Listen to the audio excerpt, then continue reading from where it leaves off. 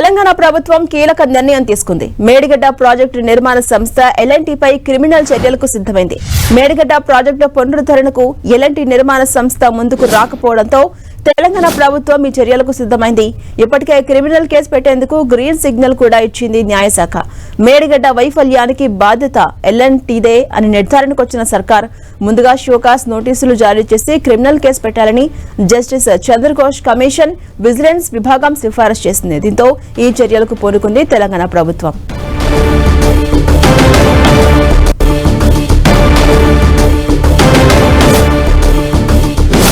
ఇదే అంశంపై మరింత సమాచారం మా ప్రతినిధి చారి అందిస్తారు. చారి, L&T పై తెలంగాణ ప్రభుత్వం క్రిమినల్ కేసు పెట్టేందుకు రెడీ అవుతోంది, ఎలా చూడాలి? అప్డేట్స్ ఏంటి?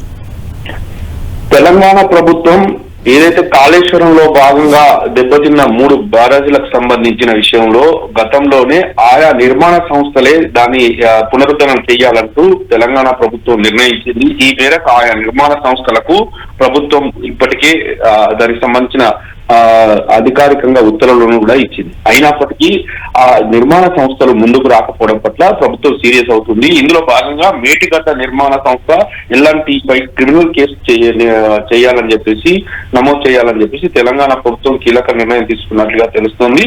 పునరుద్ధరణకు ముందుకు రాకపోవడంతో ఈ క్రిమినల్ చర్యలకు సన్నద్ధం అవుతుంది. అయితే క్రిమినల్ కేసు పెట్టేందుకు ఇప్పటికే ఈ ప్రభుత్వం తరఫున న్యాయశాఖ ప్రభుత్వానికి ఒక క్రిమినల్ కేసులు పెట్టేందుకు క్లియరెన్స్ ఇచ్చింది. దీంతో న్యాయశాఖ క్లియరెన్స్ రావడంతో మేడిగడ్డ వైఫల్యానికి బాధ్యత L&Tదే అని ప్రభుత్వం నిర్ధారణకు వచ్చింది. ఈ విషయంలో భాగంగా ముందుగా షోకాజ్ నోటీసులు జారీ చేసి ఆ తర్వాత క్రిమినల్ కేసులు పెట్టాలని చెప్పేసి ప్రభుత్వం భావిస్తుంది.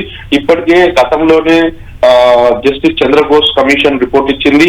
ఇప్పుడు తాజాగా విజిలెన్స్ విభాగం కూడా ఏదైతే ఈ వైఫల్యాలకు కానీ డ్యామేజ్ కానీ ఇటు L&T సంస్థనే మేడిగడ్డకు సంబంధించి నిర్ధారించిన నేపథ్యంలో ఖచ్చితంగా ఆ L&T సంస్థ దీన్ని మరమ్మతులు చేయాలని చెప్పేసి ప్రభుత్వం గతంలోనే వారికి ఆదేశాలు జారీ చేసింది. కాబట్టి ఆ ఆదేశాలను వాళ్ళు విస్మరిస్తున్నారు, పట్టించుకోవడం లేని నేపథ్యంలో ఇక ఖచ్చితంగా క్రిమినల్ ప్రొసీడింగ్స్ కు వెళ్లాలని ప్రభుత్వం భావిస్తుంది. ఇందులో భాగంగానే ఇక న్యాయశాఖ కూడా ఆ విషయాన్ని ప్రభుత్వానికి సూచించింది. ఇక ఖచ్చితంగా న్యాయశాఖ గ్రీన్ సిగ్నల్ ఇవ్వడంతో ప్రభుత్వం మరో ముందడుగు వేయబోతోంది.